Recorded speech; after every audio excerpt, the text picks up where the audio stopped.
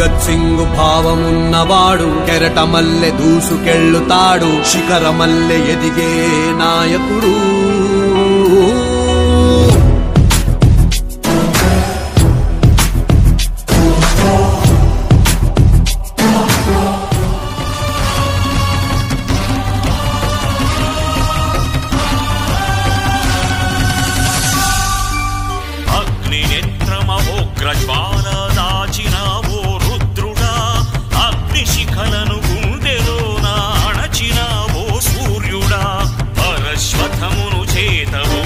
పరశురాముని అంశవా